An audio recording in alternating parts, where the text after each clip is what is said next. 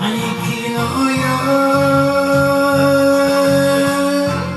夢のゆりかごさ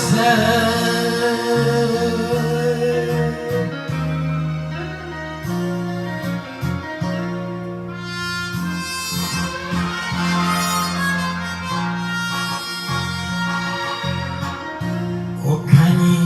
上がって酒飲むときはいつも張り合う恋がたきけれども昨日両場につけばやけに気の合う兄弟かもめ力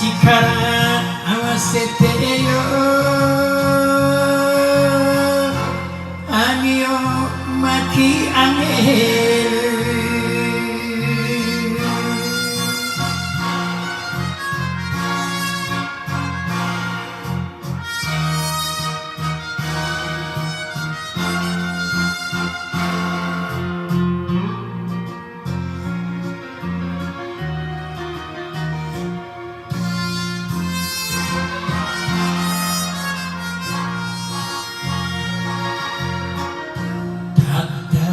一人のおふくろさんに楽な暮らしをさせたくて兄弟船は真冬の海へ雪のすだれをくぐって進む